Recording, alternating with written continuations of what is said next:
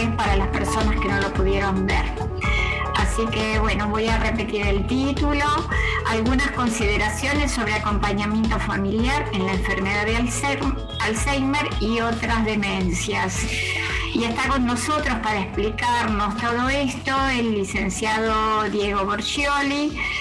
Es licenciado en Psicología de la Universidad del Museo Social Argentino, psicólogo social, acompañante terapéutico, hace estimulación cognitiva individual y grupal en residencias geriátricas privadas de Cava y es secretario de la Comisión Directiva de ALMA. La Fundación ALMA es la Asociación de Lucha contra el Mal de Alzheimer y otras alteraciones semejantes de la República Argentina, fundada en 1989. Bueno, Diego, dejamos en tus manos para que nos cuentes un poquito sobre toda esta temática que es tan importante para toda la gente, ¿no? Y más en esta semana tan especial. Totalmente, Nora, muchísimas gracias. ¿Necesitas compartir pantalla? Sí, por favor, perdón, sí. Sí. Ahí está. Espérate, ahí pongo. Ahí estamos. ¿Lo ven? No, todavía no. A ver, espérate un segundito. Ahí está un poquito ahí. Ahí está. Bien, perfecto. Cualquier cosa me avisan y bueno, y vamos, y lo vamos viendo. Bueno, repito, Nora, muchísimas gracias por la invitación. Me parece sumamente importante el tratamiento de este tema. Gracias, Gastón, también por estar presente, a la Fundación. Y bueno, como representante de ALMA, nuestra función desde la asociación es un poco hablar de estos temas para romper los mitos, ¿no?, que hay acerca de lo que es la enfermedad, que tenemos que tener en cuenta que la demencia, si bien es una alteración cognitiva, funcional y conductental, no forma parte del proceso de envejecimiento, ¿sí?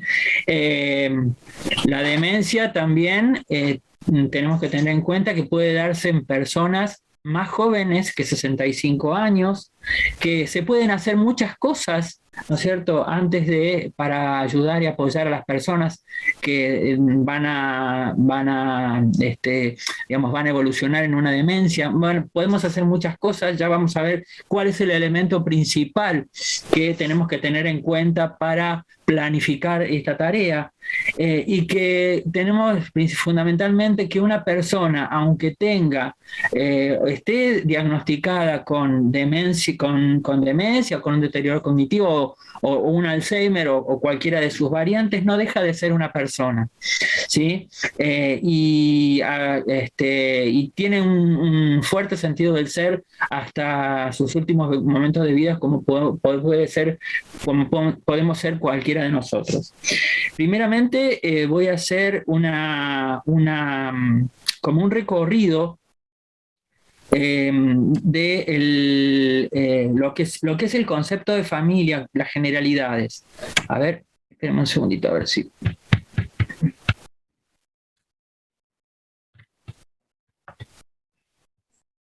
Ahí está. Bien, primeramente, como para tener una idea de lo que es la familia, nosotros hablamos de familia cuando hablamos de aquel grupo primario en el cual el individuo desarrolla sus primeras actividades de vida desde niños hasta adolescentes, hasta que el individuo ya puede realizar su propia vida y formar su propio núcleo familiar. Permite el desarrollo del sujeto en cuanto digamos, puede de pronto evoluciona, crece, puede estudiar y puede salir del seno familiar para constituir el propio. Y además, en la familia se adquieren o entre otros los hábitos de salud, esos hábitos que nos ayudan a el autocuidado, a la planificación cuando se presenta una enfermedad, como lo puede ser el Alzheimer, ¿no es cierto? Y de acuerdo a cómo la familia sea y la estructura que tenga, se pueden presentar distintos tipos.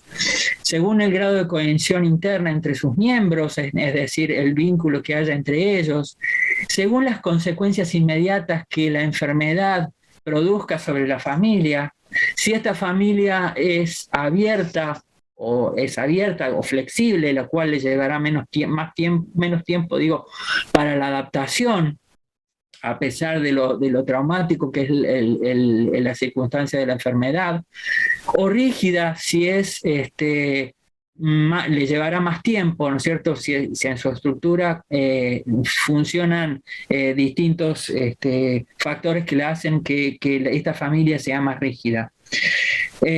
Por la incidencia de la enfermedad de Alzheimer dentro de la familia, afectará a la persona enferma, porque es toda la familia la que enferma. ¿Sí? Tengamos esto en cuenta, es toda la familia que va a, llevar adelante la enfermedad, no solamente la persona diagnosticada y la persona que es afectada por el deterioro cognitivo, que dependerá, como dice la diapositiva, de distintos factores.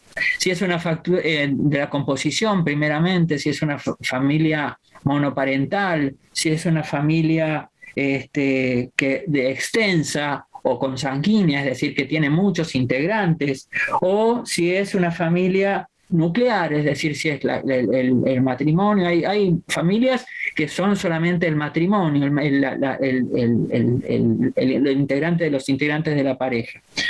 En su estructura la podemos definir si es una familia, por ejemplo, una familia sobreprotectora, si la familia ante las eventualidades protege a sus miembros, si es centrada en los hijos. Hay padres que hacen que la familia sea basada en la relación con los hijos. Si es una familia estable, si es una familia inestable, y dependerá mucho de esto de la composición, los integrantes de cada uno de ellos. Y por supuesto, un factor determinante es el factor económico, como todos lo podemos suponer. A su vez, la familia puede ser una fuente de ayuda si es esta familia tan abierta, ¿no es cierto? Que decíamos al principio que la familia, le toma menos tiempo y se adapta, y hay una relación armónica entre sus integrantes. O bien puede ser una fuente de angustia, la familia no saber cómo manejar los momentos de angustia que van a vivir, y más en una situación de enfermedad como lo es el Alzheimer. Se vive mucha incertidumbre. No se olviden ustedes que al decir nosotros que una persona enfrenta un deterioro cognitivo y que es diagnosticada con una enfermedad del tipo del Alzheimer, estamos frente a una situación de duelo, ¿sí? Duelo de la salud de esa persona, de ese integrante de la familia que está enfermando, duelo de esa persona que va a dejar de ser tal por incidencia de la enfermedad. Vamos a tener que ese proceso de enfermedad, como dice la diapositiva, la peor parte la va a llevar el cuidador, ¿sí? Porque a su vez va a estar comprometida, si el cuidador no se cuida, va a estar comprometida también su salud, ¿sí? Porque deberá aceptar ayuda de otros miembros de la familia. Y fundamental, no llevar la carga solo, ¿sí? No llevar la carga solo, porque es lo peor que alguien puede hacer.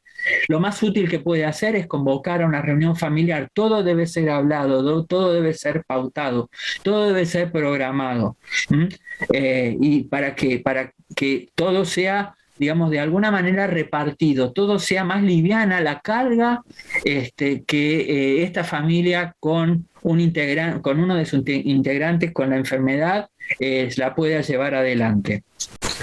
Los consejos que les podemos dar a la familia es que comparta sus problemas, ¿no? Esta familia, a veces las familias frente a un problema por una cuestión de autoestima o de orgullo familiar, se encierra en sí, no manifiesta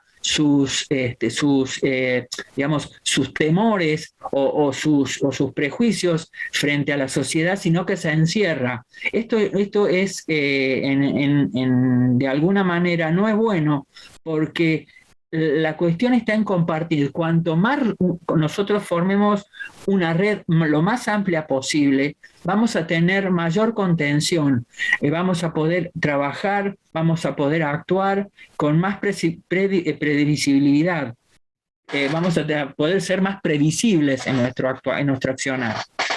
La familia deberá comprender lo que está viviendo, que lo que está viviendo es una respuesta actual, ¿no es cierto? Es una respuesta natural para manejarse mejor. Es decir, primero asimilar que hay un problema en la familia. Una vez asimilado ese problema, aceptada esa situación problemática en la familia, vamos a poder manejarnos mejor. Aceptar ayuda, fundamental para la familia, aceptar ayuda de los otros, del entorno, de los médicos, de las asociaciones, por ejemplo, como lo es ALMA. ALMA está justamente fundada o se creó justamente para eso, para ayudar a las personas con deterioros cognitivos, con demencias y a sus familias, ¿sí? Para asistir, para que la familia no se sienta huérfana, no se sienta sola en el tema del cuidado. Y también tener a quien recurrir, ¿no es cierto? O sea, en un caso de urgencia, en un caso de necesidad, en un caso de consulta médica, poder digamos, tener la información adecuada para actuar adecuadamente. Las fases de la familia, como veníamos diciendo, cada familia va a tener distintas, los procesos en la familia se van a dar de distintas maneras. En una primera fase no hay un rol definido de cuidador, ¿sí? La persona que va a ser, digamos, que va a asumir como cuidadora, no tienen claro cuál va a ser su rol con respecto a esta persona que está evolucionando en una demencia. Hay un desconocimiento que tiene que ver con el tiempo que va a durar esta enfermedad. ¿Sí? Tengamos en cuenta que la enfermedad de Alzheimer es de comienzo lento y progresivo, que puede durar muchísimos años, más de entre 7 y 10 años, y la enfermedad de Alzheimer puede no ser causa de fallecimiento de la persona enferma. En una segunda etapa hay una fase de recuperación. Aparece ya la figura del cuidador en la familia, ¿sí? Esta es la principal fase y la más larga del proceso, ¿sí? También aparecen los aspectos, como ya se ha erigido, ya ha aparecido la figura del cuidador, como dice ahí, se adquiere el rol del cuidador, empiezan a aparecer a lo largo del tiempo, de un cierto periodo del tiempo, los aspectos negativos asociados al cuidado. Es decir, el cuidador ya tiene las consecuencias del cuidado por estar a cargo de la contención de la persona enferma. Aparecen situaciones de estrés, aparecen situaciones de irritabilidad, los efectos sociales, el enfermo, la persona diagnosticada, la persona con demencia, tiende a aislarse. Esto hace también, lo hace el cuidador, si no tiene la suficiente capacidad como para distinguir que este cuidado puede llevarlo a una situación más problemática. Y no van a ser sino una persona la que tenga que cuidar, sino van a ser dos. Va a ser el enfermo diagnosticado y va a ser el cuidador que está a cargo de esa persona enferma. En un tercer momento se va a producir conflictos internos en la familia, porque claro, los síntomas de la enfermedad van a ir evolucionando, las demandas del enfermo van a ser más, el estrés al que va a estar sometido el cuidador va a ser mayor aún. Entonces, ¿qué surge? Surge una situación crítica, surge otra situación en la cual podríamos decir que se duela, o surge otro momento de duelo, el no poder ya hacerme cargo de mi familiar porque la enfermedad evolucionó de forma tal que me supera.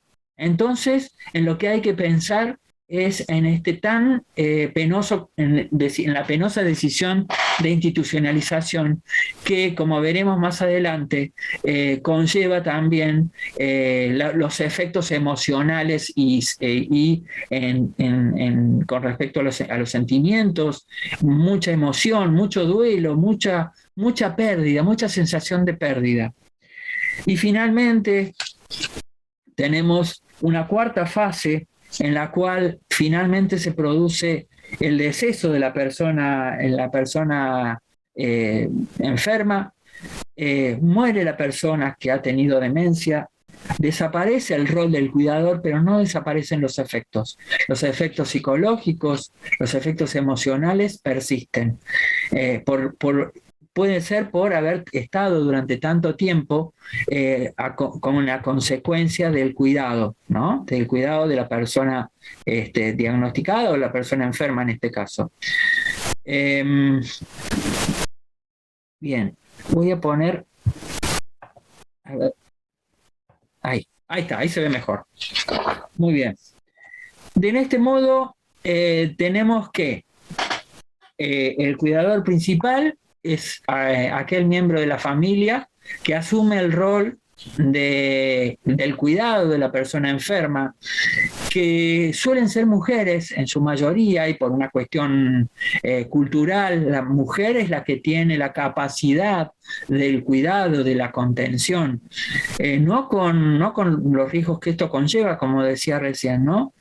Ser consciente que el cuidador principal acepta una responsabilidad muy importante, la del cuidado, que va a tener que dejar mucha cosa, mucho de sí, ¿no es cierto? Como dice abajo, requiere implica un esfuerzo psicológico, porque por la demanda, ¿no es cierto? Para una demanda permanente va a estar pensando permanentemente en cómo cuidar, si cuido lo suficientemente bien, va a implicar un desgaste físico por la tensión de la persona, va a tener un perjuicio laboral muchas veces porque va a tener que dejar de lado el propio trabajo, ¿no es cierto?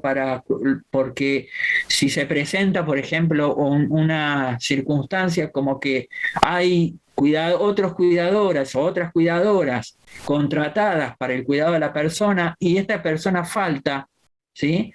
El familiar, el cuidador principal, va a tener que dejar su trabajo, ¿sí? Para quedarse a cuidar, porque no queda otro. La persona enferma no puede quedar sola. La enfermedad lo que tiene de invalidante es esto. La demencia afecta las actividades de la vida cotidiana, las actividades de la vida diaria. Pierde autonomía, pierde independencia, y la persona diagnosticada no puede quedarse sola. Ya, estamos hablando ya de personas enfermas. Y por supuesto una pérdida laboral, pérdida familiar también, porque muchas veces vemos en la asociación, cuando llegan las familias a hacer consultas o en los asesoramientos, que las personas que están a cargo del cuidado han tenido que dejar su familia, sus parejas, sus hijos de lado para abocarse a un cuidado intensivo de la persona diagnosticada. No sé si se entiende lo que estoy hablando. Les pido por favor que me hagan preguntas ante cualquier inconveniente o ante cualquier duda, ¿sí? Se entiende perfecto. Bien. Vamos ahora. La tarea, como les decía recién, implica un gran estrés personal y emocional. Implica también planificar el manejo de la enfermedad en el futuro, ¿sí? No nos olvidemos que es una enfermedad muy larga. Hay que hacer un trabajo muy intenso a nivel individual porque tenemos que entender lo que nos está pasando. ¿Sí? ¿Qué nos pasa con esa situación que se nos plantea al cuidar? Para un mejor, un manejo satisfactorio de los problemas de la persona con la enfermedad de Alzheimer y de su entorno, ¿no es cierto? Tenemos que entender no solamente al enfermo, tenemos que saber lo que nos pasa, por qué nos pasa lo que nos pasa, y al entorno, cómo entiende o cómo asimila o qué piensa el entorno acerca de lo que pasa en la situación, ¿no es cierto? Muchas veces, ¿qué quiero decir con esto? Una situación, por ejemplo, en la familia. La persona está a cargo de una hermana o de una hermana o de un hermano o de la madre, ¿no? Entonces, el cuidador convive con el enfermo. Entonces viene el hijo y lo ve al padre que está enfermo. Entonces, el hijo le dice a la madre, mamá, papá está bien. Entonces la madre sabe que papá no está bien, porque mamá convive todos los días con el papá que está evolucionando en su enfermedad, ¿sí? En su demencia, su enfermedad de Alzheimer. Entonces la persona que no convive con la persona enferma, digamos, como que va perdiendo, si no las visitas no son muy frecuentes, como que va perdiendo un poco la noción de evolución de enfermedad. La que lo sufre, sí, es el cuidador, una vez más, ¿cierto? Y esto tenemos que tenerlo muy presente siempre. Otro de los aspectos, y ya hablando del perfil del cuidador, que las personas que cuidan son generalmente mujeres, el 90% mujeres frente a un 10% de varones, como decíamos hace un rato. No tienen o han tenido que dejar la actividad laboral remunerada para abocarse al cuidado, que suelen compartir el domicilio con la persona que cuidan, ¿sí? Muchas veces es, como les decía recién, papá vive solo. Entonces, para cuidar mejor a papá me lo llevo a casa, ¿sí? Pero no es la situación más adecuada llevarme a papá a casa para que conviva con nosotros. Puede ser que durante un tiempo pueda ser lo más positivo, pero esto no va a ser siempre así, porque la persona, digamos, una persona con deterioro cognitivo, una persona con una demencia tipo Alzheimer, va a estar permanentemente, me quiero ir a mi casa, ¿dónde están mis cosas? Que me está robando, con este tipo de cosas, con los desconocimientos. Entonces la familia va a sufrir, va a tener que, digamos, acompañar este proceso, la cuidadora, su pareja, a veces hay niños en la familia, ¿sí? Entonces, digamos, los avatares diarios se va a ver alterado por la presencia de esta persona, de la persona cuidada. La persona, otro detalle u otro punto a considerar es que la edad media del cuidador es de 52 años y que están casados, tienen familias, ¿no es cierto? Como les decía recién, tienen familias, pero las dejan de lado para abocarse al cuidado total de su ser querido. Bueno, el lazo del vínculo entre el cuidador y el enfermo subordina la relación, condiciona presente y futuro, tiene una importante carga subjetiva, ¿no es cierto? Es el cuidador quien va a suponer lo que la persona o el enfermo va a tener que conocer, ¿no es cierto?, lo que el enfermo necesita en los distintos momentos de la enfermedad. Es un vínculo moral, ya que pone ante una situación dialéctica de bien o mal, si cuido bien o mal, si es afectivo o si es de obligación el cuidado. Todo va a estar como atravesado por este tipo de vectores, este tipo de variables. Los cuidadores prestan cuidados porque creen que es su obligación, sí, es mi familiar, por lo tanto tengo que cuidarlo. No se es consciente del tiempo que va a durar la enfermedad. Surgen preguntas acerca del cómo, que a veces también fracturan la familia. ¿Cómo es la enfermedad? ¿Cuánto dura?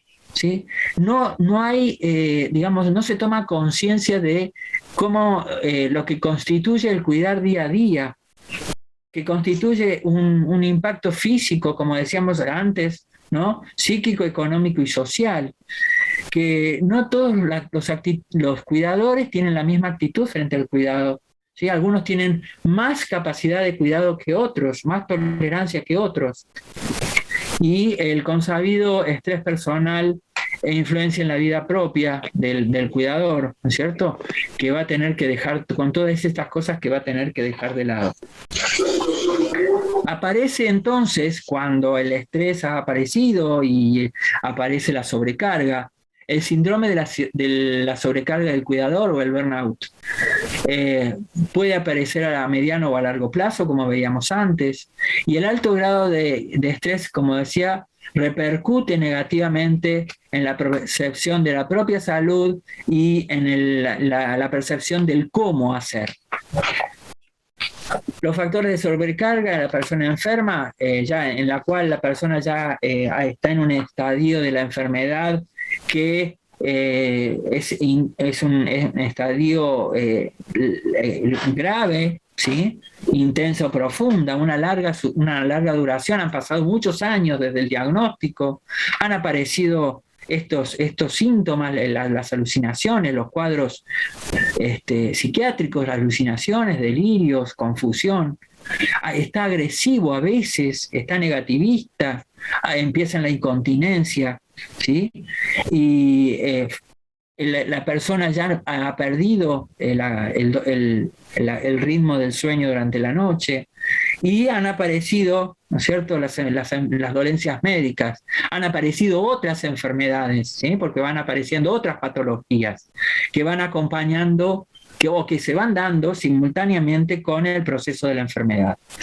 En el cuidador, mala salud física previa, pueden incidir que el cuidador haya tenido antecedentes de depresión o trastornos de la personalidad, que no tenga cónyuge ni tenga una vida social, que sea una persona mayor a la que veíamos recién, sin otra actividad que aparte del cuidar, el cuidador se va aislando, sin otros parientes, con bajo nivel económico, ¿sí? Sin redes que lo apoyen, ¿sí?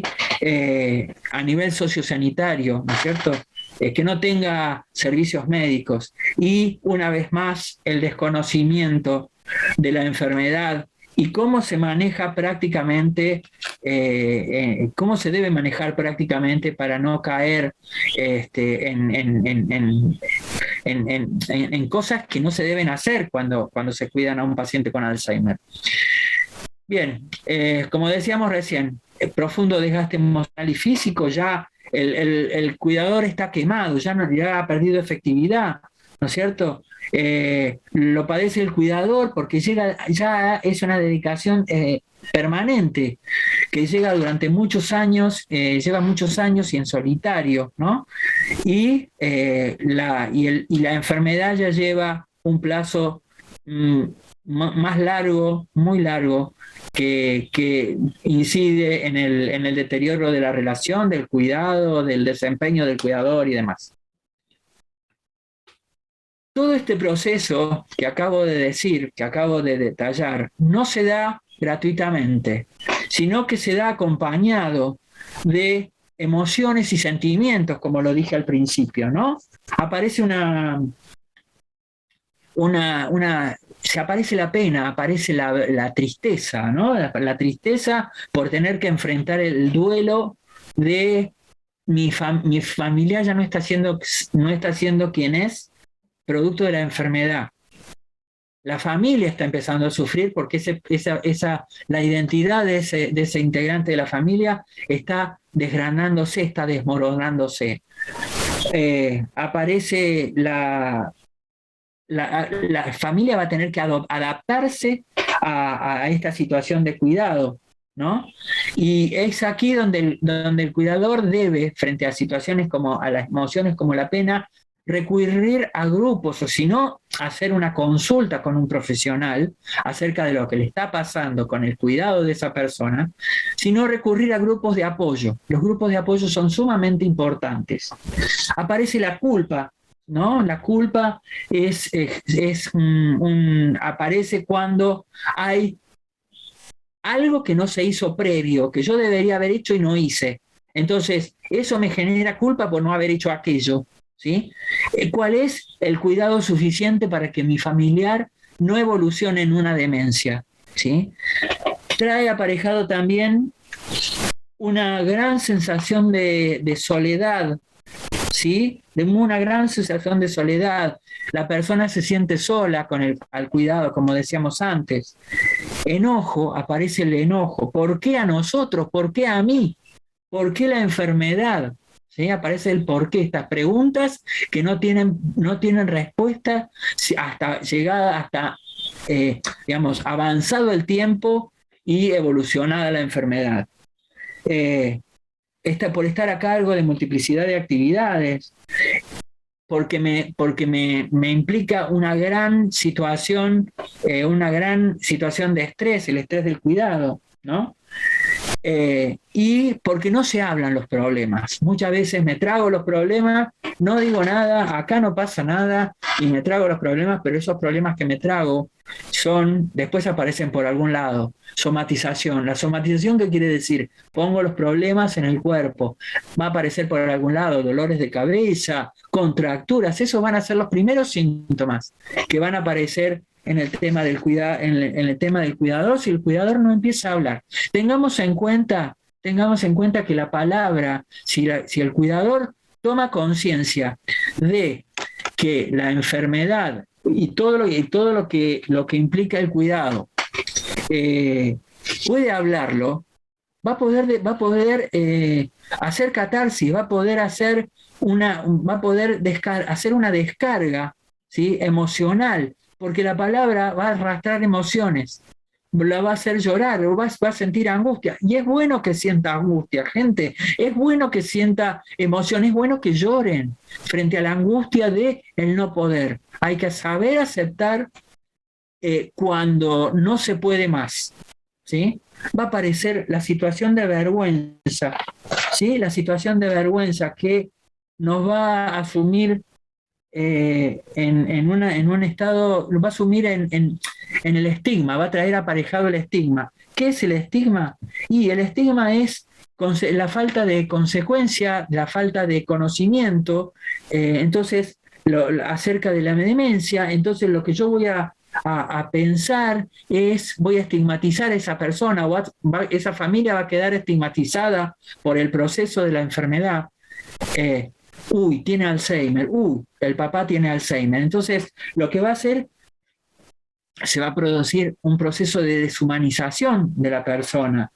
Va a producir tensión entre los familiares y los amigos, porque todos como que nadie va a saber cómo funcionar, ¿no es cierto? Va a producir una falta de atención y de cuidado hacia las personas cuidadoras y las personas enfermas. Va a haber una disminución del número de personas diagnosticadas, ¿sí? Y va a haber un diagnóstico y apoyo tardío, que esto es lo peor que nos puede pasar, ¿sí? Entonces, tengamos en cuenta que la vergüenza, el estigma, la pena, la culpa, son todos afectos que nos pueden dejar de lado o nos pueden perjudicar. No olvidemos, por otro lado, que las fases de la familia que hablábamos, no aparecen automáticamente y ordenadamente como yo las vine planteando al principio. No aparecen así ordenadas. Pueden aparecer en cualquier momento. No dependen de la enfermedad ni de la motivación del cuidador. ¿Sí? Dependen de la enfermedad y de la motivación del cuidador. ¿sí? La persona no va a ser, digamos, esa persona que va a actuar de tal o cual manera porque quiere actuar así, sino que es la enfermedad la que hace que esa persona actúe así. No es la persona, es la enfermedad. En el caso de la enfermedad de Alzheimer, lo que está deteriorado es la comunicación. ¿Sí? El cuidador, el familiar, la familia debe aprender. Muchas veces en Alma lo que nosotros hacemos es enseñar a la familia a volver a comunicarse con su familiar. ¿Cómo comunicarse? Mirarlo a los ojos, hacerle entender cómo debe preguntar las cosas, qué debe hacer en la vida cotidiana para facilitar ese entorno para el enfermo, ¿sí? Y entender que el cuidador, la persona diagnosticada es una persona sufriente, pero el que más sufre es el cuidador, si no tiene la red de cuidados suficientes como para, digamos, abordar los problemas que veíamos recién, productos del cuidado y todas las situaciones traumáticas por las cuales esta persona puede pasar. Consejos para el cuidador: reconocer los propios límites, todos tenemos límites. Reconocer hasta dónde puedo aguantar antes de que la situación me supere, ¿sí? Tomarse tiempo libre. Antes de encarar una tarea de cuidado de un familiar con Alzheimer, tenemos que saber cuánto tiempo libre vamos a tener, ¿sí? Tiempo libre por un lado, tiempo de cuidado por el otro, proporcional, ¿sí?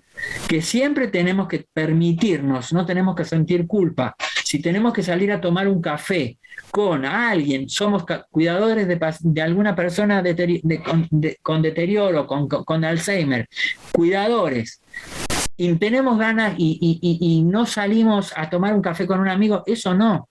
Tenemos que crear momentos libres para poder tener un par de horas, aunque sea una vez a la semana o 2 veces a la semana, para que nuestra cabeza se pueda despejar, para volver a adentrarnos en la tarea del cuidado. Permitirse estar más tiempo con otras personas, la socialización es fundamental. Disfrutar de lo que le gusta y divertirse, si no salir en compromisos, que las salidas no sean las visitas al médico, ¿sí? No tengan culpa de salir, no tengan culpa de salir ni hacer actividades que disfruten. Y tratar de conseguir a alguien que se encargue, ¿no? Si llegara a ser necesario, de reemplazos, que los reemplace a uno. Si necesita, si la persona puede tomar conciencia de que necesita descanso, digamos, es válido que recurra a alguien. El cuidado, muchas veces frente a la situación de los hermanos, ¿no? Yo pongo la situación de los hermanos porque es lo más claro que hay. Son 4 hermanos, entonces la persona enferma está bajo el cuidado de una de ellas y los otros no lo cuidan, no, los otros viven en otros lados. Entonces muchas veces la hermana o el hermano dice: lo cuidas por unos días a papá, lo cuidas por unos días que yo necesito descansar, necesito recomponerme para volver a retomar la tarea. Eso es necesario, es necesario.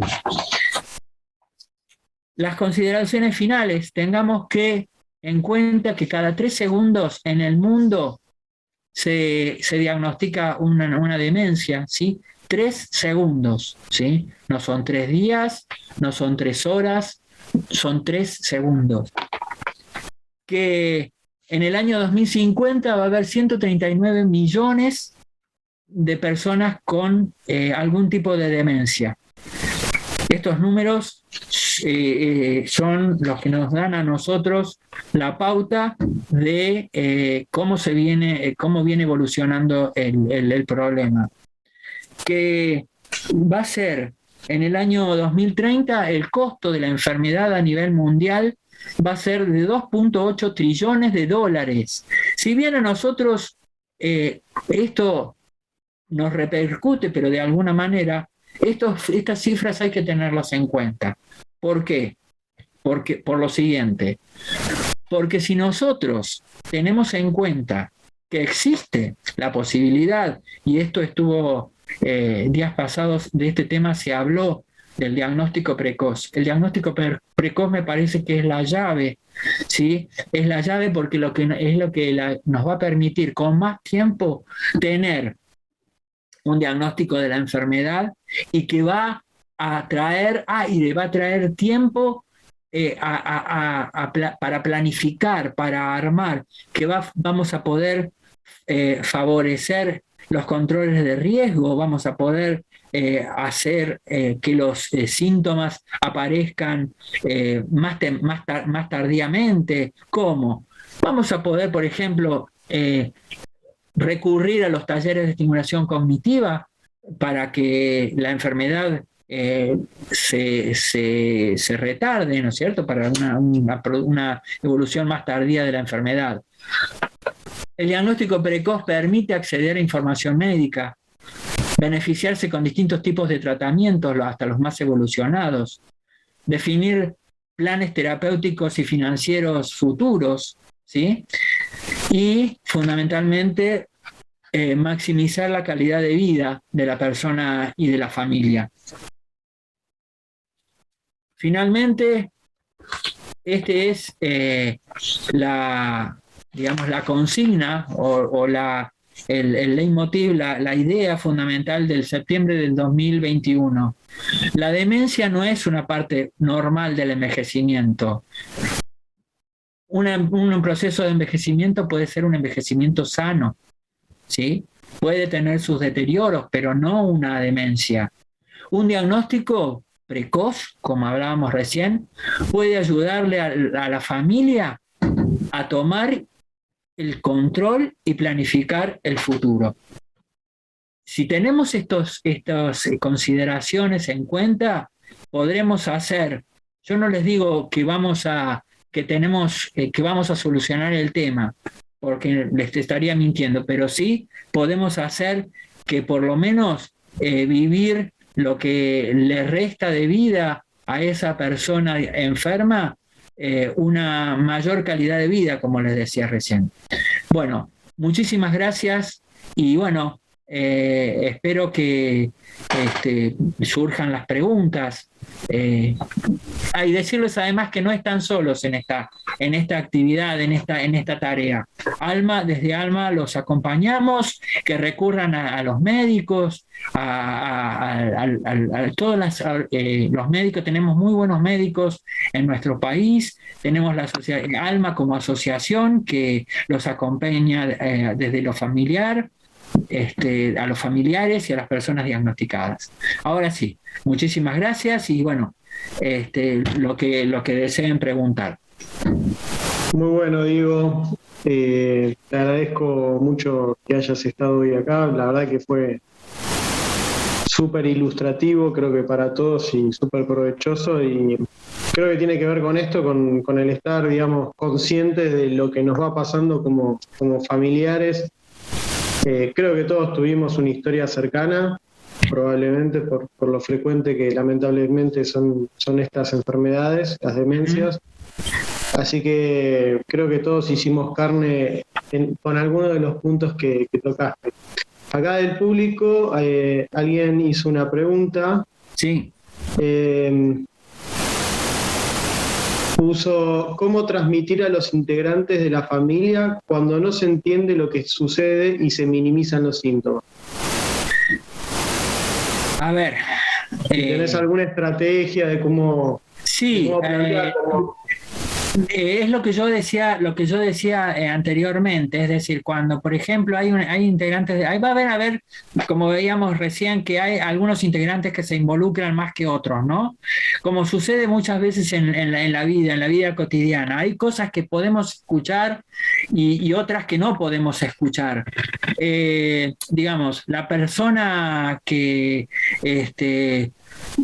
minimiza es porque está teniendo, no es porque no quiera interiorizarse de lo que pasa, o está teniendo un proceso, como decíamos recién, un proceso de duelo, un proceso de no poder entender qué es lo que está pasando. Cuando empiezan los primeros síntomas, empiezan, digamos, la familia es como que hacen otras atribuciones con respecto a los primeros síntomas. Llevan, los primeros síntomas se dan con mucho tiempo antes que aparezca el primer diagnóstico de la enfermedad. Entonces es lógico que al familiar le cueste, ¿sí?, entender. ¿Cómo hacer? No minimizar absolutamente nada. La información es la mejor arma que podemos tener para combatir el estigma, como hablábamos recién, la que nos va a permitir avanzar. Si tenemos, de pronto, tienen la posibilidad de recurrir a ALMA, la información está muy globalizada, tenemos mucha información, pero recurran a los organismos los cuales están especializados. Si tienen que recurrir a una consulta médica, neurológica, psiquiátrica, psicológica, recurran a especialistas, ¿sí? Porque es la mejor forma, además de ganar tiempo, ¿sí? Cualquier consulta que tengan, háblenlo, canalícenlo. No den nada sobreentendido, porque de ahí surgen los malos entendidos. Muy bien, creo que fuiste bastante claro. Acá también preguntan si la evolución de la enfermedad llega siempre a ser grave o es única en cada paciente y diferente. Si querés comentarle lo que te toca ver, Diego, en los grupos que formás parte, después yo puedo también acotar alguna cosa de lo médico. Mire, yo hablaba al principio, somos individuos, ¿no? Que formamos grupos primarios, la familia. Cada persona va a evolucionar distinto frente a la enfermedad y cada familia va a tener reacciones distintas frente a la enfermedad, ¿sí? Y bueno, va a afrontar de distinto modo la situación, ¿sí? Cada uno vamos a tener distintas, capacidades, la familia la va a afrontar distinto, como decíamos al principio, si es más rígida, si es más abierta, de acuerdo también a una cuestión médica. Ahí te dejo a vos, Gastón, que lo expliques un poco mejor, pero un poco va por ese lado, ¿no? Digamos, tratar de ver cada familia y cada individuo en forma particular. No podemos generalizar para nada. Bueno, desde lo médico hay variaciones. Normalmente cada paciente coexiste, digamos, en el mismo individuo, no solo, digamos, a veces el trastorno le genera el deterioro cognitivo, sino también muchas veces traen consigo otras enfermedades, como puede ser hipertensión, problemas cerebrovasculares, u otro tipo de dolencias que lo llevan a tener alteraciones motoras. Es decir que muchas veces depende también de qué otras comorbilidades, qué otras enfermedades tenga presente y que, digamos, tal vez que son mucho más activas y profundas que el mismo deterioro cognitivo, que por ahí está en un estadio muy, muy leve. Uh-huh. Un 70% de las veces hay más de una causa que de manera sinérgica conllevan a la génesis del deterioro cognitivo. Entonces, también eso hace a cómo evoluciona. ¿Sí? Hay muchos pacientes que tienen una demencia provocada por la enfermedad de Alzheimer, pero además también tiene trastornos circulatorios cerebrales. Entonces, por ahí uno ve en la evolución que en vez de tener esta progresión media lineal y lenta a lo largo del tiempo, uh-huh, como que hay accesos como de profundización, como escalonadas, sí, y eso es porque hay una superposición de causas. Exacto. Entonces, eso también es otra variable que a veces hace que la evolución sea un poco más tórpida, uh-huh, o que parezca más agresiva. Y el inicio, la edad de inicio, a veces también puede ser un factor que que cuanto más tarde empieza la enfermedad, habitualmente, porque como vos bien decís, somos todos individuos distintos, pero habitualmente uno ve que suele ser una evolución mucho más lenta y claro, a lo largo del tiempo.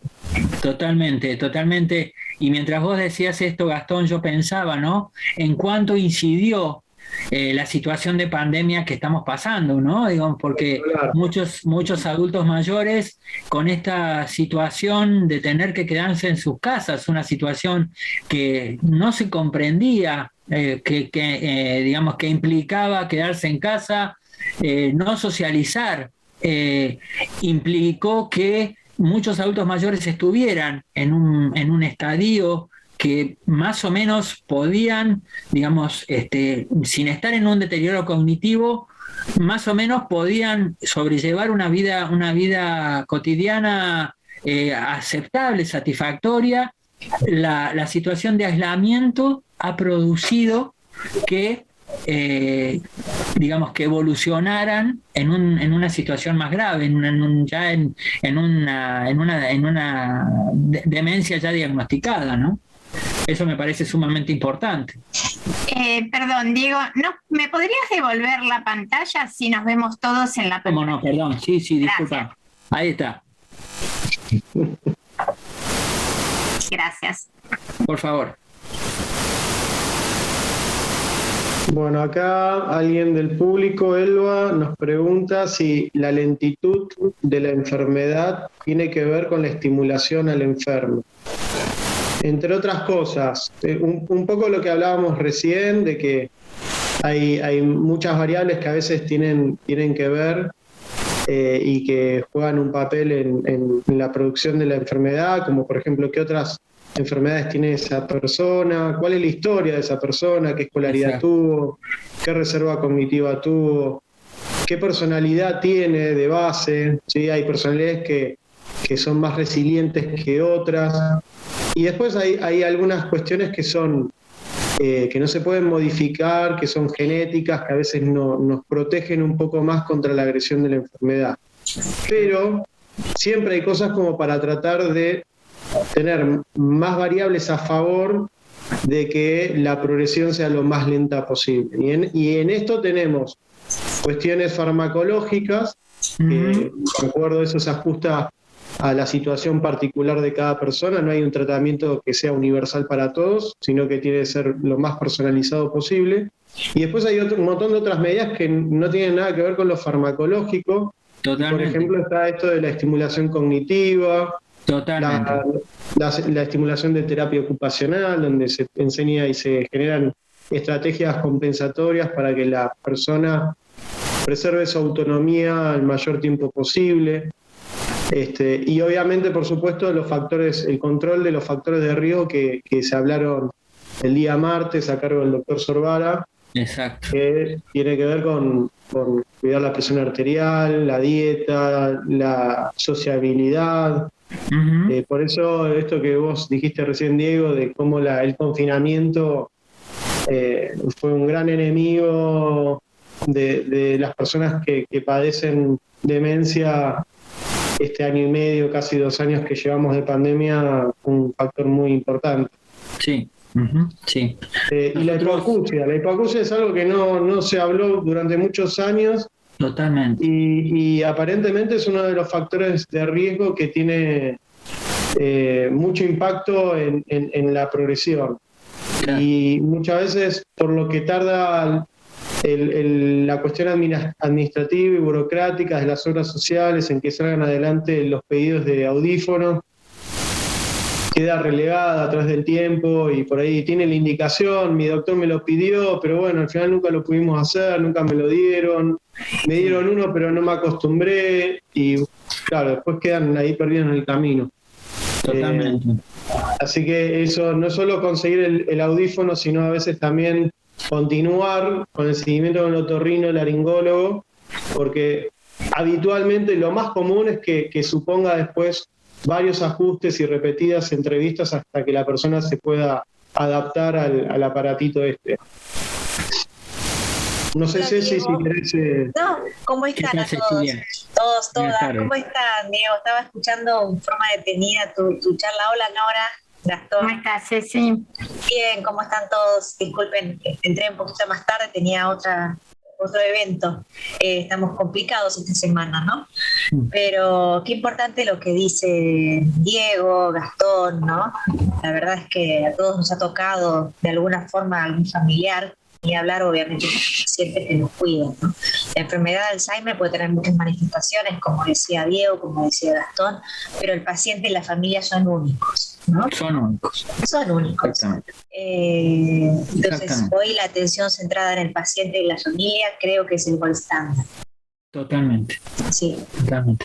Nosotros hemos, desde junio del año 2020, implementamos en Alma, surgió esto en marzo, surgió el tema del confinamiento y tuvimos que cortar las actividades en Alma, no se pudieron hacer más talleres presenciales, no se pudieron hacer más actividades. Entonces, estábamos como en un gran bache en el medio. En junio dijimos, no, esto lo tenemos que implementar de algún modo. Surgieron los talleres virtuales. Ustedes no saben la sorpresa que nos llevamos todos, porque la realización, nosotros tenemos talleres de lunes a viernes. Y tenemos talleres de memoria, talleres de estimulación cognitiva y musicoterapia, y tenemos talleres de estimulación cognitiva y movimiento. Lo que implicó el hito, digamos, en el tiempo que implica para los pacientes por el compromiso en la participación, que les marca, por ejemplo, el miércoles tengo el taller, entonces yo sé que el miércoles tengo el taller, entonces sé que viene el lunes, el martes y el miércoles es el día del taller. Entonces le fija un hito en el tiempo, los centra en tiempo y en espacio, los ubica, les crea pertenencia. Es maravilloso, les crea conciencia de grupo, es maravilloso lo que sucede con los talleres de estimulación cognitiva y todos los talleres que hemos hecho en forma virtual. Además, a los pacientes los ha puesto sin querer los ha puesto frente a la computadora, que de alguna manera es un elemento más en la vida, lo han tenido que incorporar y lo incorporaron bien. Pero Diego, yo los he seguido a través de la pandemia, sea telefónicamente o forma presencial, y los mismos familiares tienen el estigma pensando no lo va a poder hacer. ¿Qué puede disfrutar?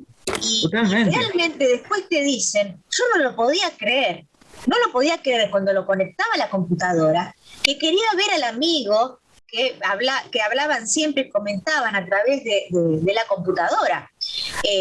Mi papá cambió. Y en la familia, la verdad es que tenía como muy poca expectativa. Sí, totalmente. ¿Viste? O sea, ninguno no le daba ni 2 pesos, como decíamos nosotros siempre hablábamos. Totalmente. ¿Sí? Dice, no, ¿qué van a si papá no hace nada? La verdad que esperaban todos los viernes el taller de Alma o todos los martes y se sentaba esperando ver a sus compañeros. Exacto. Para hablar de fútbol, para hablar de lo que sea, y realmente sorprendía a los familiares. Sí, para encontrarse con aquella otra persona que resignifica la identidad. Sí. ¿Sí? Y la sorpresa de la familia fue lo que a mí también me llamó la atención. No pensaban que él tenía ese recurso. Totalmente. Sí. Viste que el estigma está en todos lados, ¿no? O sea, uno piensa que el otro no puede hacerlo. Exacto. O no lo puede disfrutar, ¿no? Sí, puede hacer a su manera y también lo disfruta a su manera. Totalmente. Sí. Teniendo un elemento tan valioso como es el tema de la virtualidad, ¿no es cierto? Sí, ni hablar. Creo que hay más preguntas, ¿no, Gastón? Por ahora en el chat eso es todo. Tal vez hay algún valiente que quiera abrir su micrófono y hacernos algún comentario. Ahí Nora. Yo quiero preguntar algo. Pami, ¿tiene algún servicio de acompañamiento para estos casos? A ver, te la dejo a vos esa bomba, Gastón. Es una bomba, yo no sé. Bueno, tengo entendido que sí. De todas maneras cambia continuamente la cobertura y a quiénes está destinado, pero sí hay dispositivos de acompañamiento.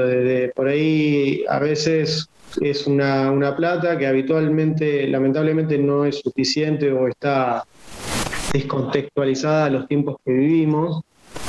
Pero bueno, después está el recurso de internación domiciliaria, donde por ahí a través de eso uno puede gestionar un cuidador, 4 u 8 horas diarias.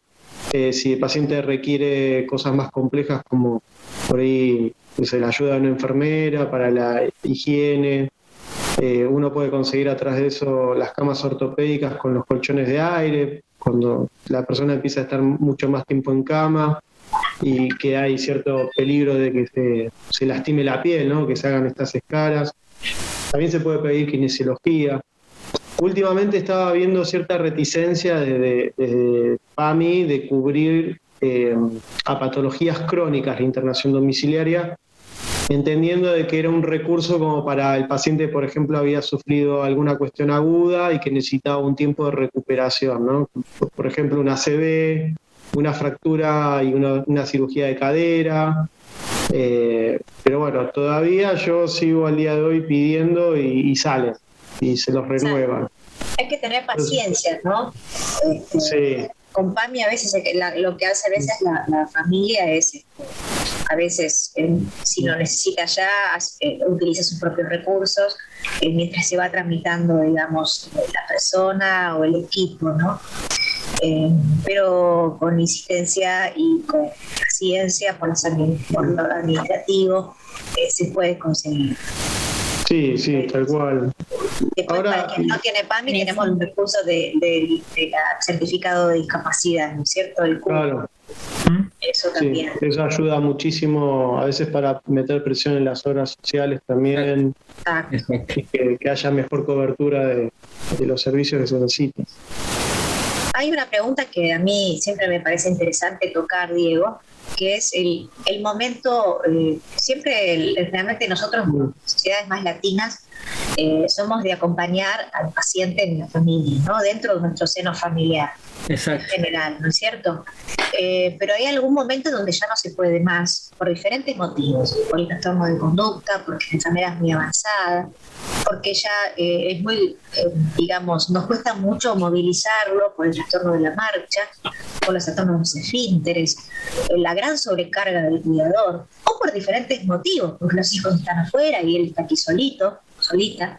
Entonces en un momento uno tiene que tomar la decisión como familia, digo como familia, no uno solo, si hay una familia, de internar al paciente, ¿no? Exacto. Entonces eso es un momento difícil que muy pocas veces se habla. Y quería saber un poquito tu aporte para la gente que está participando. Si algún momento uno tuviese que pasar por esa situación, Diego, ¿qué nos puedes aconsejar? Justamente de esto, mañana damos una charla, ¿sí? con otros colegas que tiene que ver con el momento de la institucionalización y los procesos emocionales del tema de la institucionalización. Pero es la pregunta del millón, Cecilia, es la pregunta del millón, es la pregunta a la cual al planteo que ninguna familia o ningún familiar quiere llegar, por esto que vos decís, es decir, ¿cómo yo voy a dejar a mi papá o a mi mamá al cuidado de otros? ¿Sí? Claro. Yo tengo que poder, esta cuestión de la responsabilidad, yo tengo que poder. Y a veces no se puede transformar la casa en un hospital, no se puede llenar la casa de enfermeras, no lo aguanta el sistema, ¿sí? Digamos, y tenemos que tener conciencia que hablar de institucionalización no implica hablar de abandono, no implica de hablar de dejar de cuidar, no implica, sino hablamos de recurrir a alguien que tiene realmente, o alguna otra institución que tiene realmente la infraestructura para el cuidado, ¿sí? Y a partir de ese momento que el familiar puede, con duelo mediante, ¿no es cierto?, de duelo de, no puedo más cuidar, pues tengo que recurrir a alguna institución, reconstruir el vínculo, ¿sí? Está el caso de una voluntaria de Alma, que es un hombre muy joven que lo ha tenido que institucionalizar, y el video está en PAMI, está en la página de PAMI, me parece, ¿no? Y ella habla. ¿Cómo? Sí, está en PAMI, que da su experiencia. Sí. Bueno, y ella habla de lo que ha pasado, de lo que fue el proceso, cómo era su matrimonio con su marido, y ahora su marido está institucionalizado, pero aún así no ha perdido, ¿sí?, la cuestión afectiva. Lo afectivo es lo último que se pierde en las personas enfermas, ¿sí? Esa persona puede saber, puede no conocerme la cara, puede no reconocerme, ¿sí?, pero esa persona sabe que yo, quién soy, con la mirada, con los gestos, ¿sí?, con las actitudes. La persona no deja de ser quien es por más que tenga la enfermedad, ¿sí? Y la institucionalización, la pregunta por el cómo seguir, es una pregunta sumamente personal, individual y particular de cada familia. Que ya les digo, es una situación más de duelo, ¿sí? Otra situación de duelo que se agrega a las tantas que venimos haciendo desde el momento que empezó a evolucionar la enfermedad hasta este momento.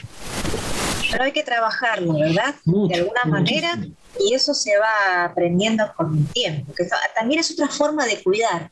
Sí. Una forma de cuidarlo, porque muchas veces esa simbiosis se torna patológica entre el cuidador. Totalmente. Entonces, muchas veces están mejor cuidados o terciarizados en ese momento, porque ya no se puede más, y se sienten más integrados incluso con otras personas también. Y a veces está mejor. Ojo con eso también, ¿no? Uno piensa que no, y es así. Y uno lo puede enfocar desde otro punto de vista. Para el tipo de familia que está pasando por una situación X particular. Es otra manera de acompañar. Mañana. No es la cosa tan dura de abandono como decías vos. Y me parece que eso está bueno, que mañana vas a hablar de eso. Si querés, después podés poner un link. Es un tema muy importante, importante, que nosotros los neurólogos, y Gastón también, realmente nos piden una consulta básicamente a los familiares para ver cómo hacen con esto, para ver cómo se encara la situación. Sí. Mañana es a las 19 horas. Esto va a estar, si pueden entrar en la página de Alma, va a estar, les doy la página de Alma si quieren. Sí, por favor, déjanos ahí para las personas. Exacto. Es info@alma. ¿Le podés poner en el chat? Sí. ¿Ahora? Perfecto. A ver, ahora lo pongo. A ver, acá está. Es importante que se puedan acercar a la asociación. Exacto. Ahí están los teléfonos de contacto. Entran a info@alma-alzheimer.org.ar. Y mañana, me parece que requiere inscripción previa, averígüenlo. Y mañana, junto con Claudia Molina y con Martina Tapia, vamos a estar hablando de este tema, de todo lo que es el proceso, ¿sí? Claro. Desde el proceso de institucionalización en sí y las implicancias emocionales de este proceso. Bien. Vos, Gastón, querés dar un cierre, porque creo que ya estamos en tiempo, ¿no es cierto, Nora? No sé. Estamos bien. Sí, estamos bien. Yo quería hacer en la medida que ustedes iban hablando, mis abuelos tuvieron los dos Alzheimer, mis abuelos de parte de mi papá, y me acuerdo como si fuera hoy, hace ya más de 25 años que ya no están, cómo sufrieron mis padres cuando tuvieron que internarlos. A pesar de que ellos en la casa les ofrecían todo, pero había un gran peligro en la casa. Era que ellos vivían en el campo, tenían un lugar precioso, todo, y el abuelo no sé por dónde y cómo, siempre se iba. Hasta que se tomó la decisión por la causa de que se perdió y lo encontraron un día como a las 3 de la mañana a kilómetros y kilómetros de la casa. Entonces, como decían recién, el cuidado y la internación tiene que ver con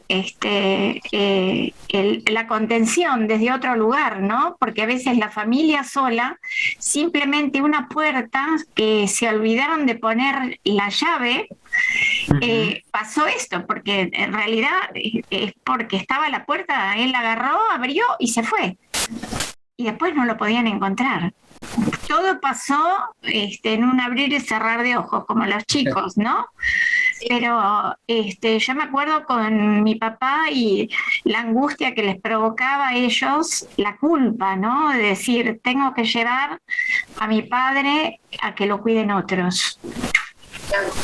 Está mal visto, ¿no es cierto? Claro, aparte, ¿no? Del prejuicio, el prejuicio aparte. Claro, ¿viste? El estigma, el estigma de la institucionalización. Somos nosotros mismos como sociedad que nos encargamos de repetir un mensaje sin cuestionar, sin pensar y sin por ahí identificar algunas cosas, y uno repite lo que escucha sin razonarlo. Sí. Y lo que se repite siempre como sociedad es que uno deposita al anciano en un hogar porque ya no quiere desembarazarse de esa situación y lo deja ahí olvidado. Y en realidad es bastante infrecuente que suceda eso, y es más probable, digamos, estar relacionado a tener un lugar donde estén los cuidados adecuados. Exacto. Para una persona que tiene distintas patologías.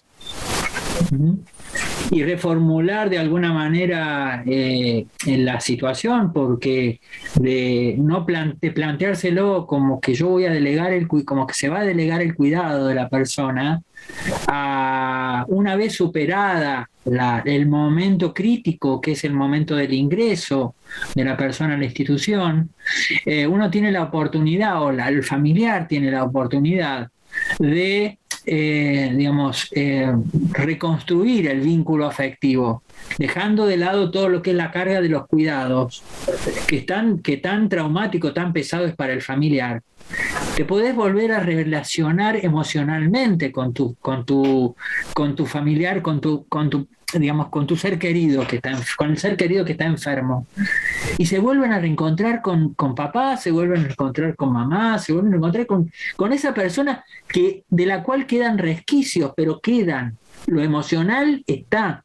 Entonces es sumamente, conveniente poder atravesar ese momento crítico, que no es, ya les digo, no es un momento fácil, pero a veces es muy conveniente. Y es lo más seguro también. Es lo más seguro en definitiva, sí. Se contienen muchas situaciones, que en el hogar no se pueden contener. Claro, tal cual. Bueno, los esperamos mañana. Mañana hay actividades muy lindas. Mañana que tenemos un tema súper especial que tiene que ver con arte y cerebro y todos los beneficios que da para la salud, arte y arteterapia, intervenciones desde las artes visuales con la licenciada Carolina Marcus y yo desde la parte de AIX, intervenciones desde la musicoterapia también con la licenciada María Fernanda Rodríguez y la licenciada Marisol Matalia. Así que los esperamos, los invitamos especialmente para hacer el cierre de la semana de Alzheimer. Muchísimas gracias, Diego, por todo por favor, muchísimas gracias. Esta charla tan importante y tan indispensable. Gracias a todos. Gracias. Entramos con el mismo link, Con el mismo link. Buenísimo. Vale. Sí. Okay. A las 18. Gracias. Chao. Chao, hasta mañana. Hasta mañana.